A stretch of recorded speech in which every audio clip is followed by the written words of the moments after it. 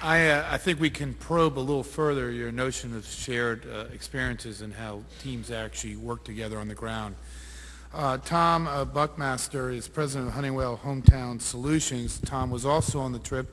His CEO was on the trip, and they have a history of working with a particular NGO that they brought on the trip as well, and maybe you'll highlight that component. But welcome and thank you for being here today. Thanks, Myron, very much. So I won't cover a lot of the topics that we've touched already. The private partnership was an amazing thing to behold. The things that we witnessed, the scale of the disaster is truly beyond anything that you want to ever witness, and certainly nothing we'd want to try to have to work through again. A couple of things, though, couple of perspectives I do want to sort of build on or add. One, each of you here can be extremely proud of the response that USAID, the U.S. government more broadly, the Chamber, the BRT, and the broader business community in the United States. Many of you represent that, but they really did a terrific job and continue to work to ensure that those of us that are trying to work on the ground have fewer obstacles and speedier, greater speed in order to deliver some of the programs that we're trying to get traction for there. So in particular, the work that Mark Ward and his team at USAID, I think it's worth noting. Mark, I know you'll cover it, but we are very, very grateful for that, and it's making a huge difference, and you guys should all be very proud of that. Honeywell's been in China since 1935, and been involved in community programming since almost our earliest days there. We've had a long history of working in schools and around schools, child safety, family safety and security being one of the principal pillars of what Honeywell Hometown Solution does. We've got 7,000 people there, $1.5 billion worth of revenue, so it's a big part of Honeywell today and a big part of our future. As it happened, Dave Cody and I on the 12th of May were about an hour outside of Chengdu in the air, and the phone in the cockpit rang. And it was the leader of our security detail on the ground explaining that something had gone on. It appeared that there had been an earthquake. It was unclear whether or not we were going to be able to land or not. And literally, I was sitting in the cockpit with our pilots trying to think through various scenarios about what we were going to do and when we were going to do it. We were cleared to land and had meetings that afternoon with Chengdu and Sichuan Province government officials who took the time to meet with us even as they were responding to the disaster. It was quite an extraordinary thing for us to be there that day. And as you would expect, the Chinese were extremely gracious, but also extremely focused. We made our first commitment of aid that day on the ground. So it was really interesting for us to be there on the 12th of May.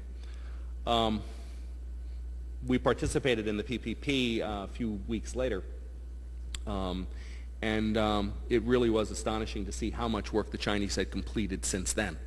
There didn't seem to be a village or a wide spot by the road that didn't have one of those big blue tents on it. The parents and teachers in most of the little villages had figured out a way to create temporary tarps and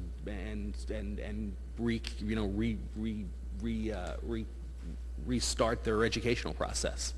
There was no shortage of commerce. And it was perhaps that observation that gave us the greatest hope that one needn't worry about the ability of the Chinese people in Sichuan Province to recover from this or any other natural disaster. So what you see there is really a terrific operating environment to do the kind of work we do.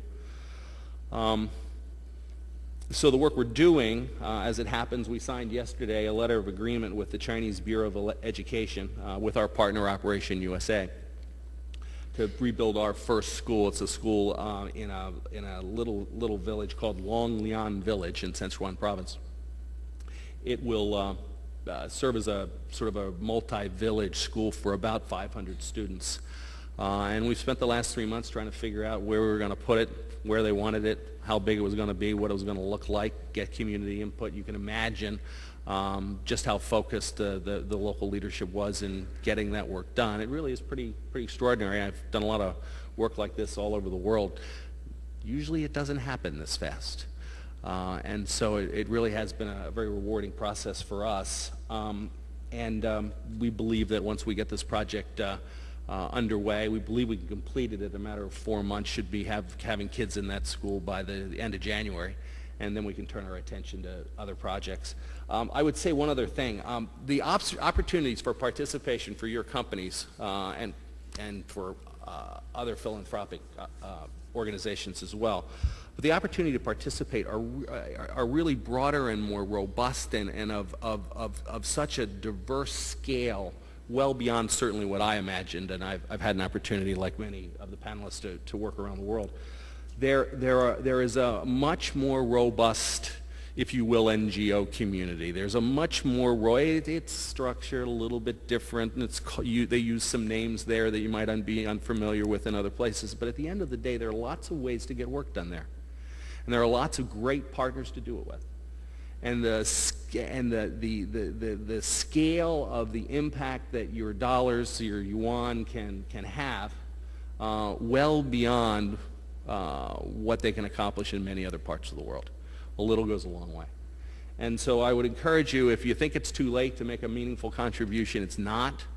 If you think there aren't lots of opportunities to do so, I'd ask you to think again, and certainly all of us would be happy to give you some ideas about where you may look. The need is still pretty profound over there, so there's still plenty of work to do. So, Myron, thank you and your team. Thank you. Thanks, Tom.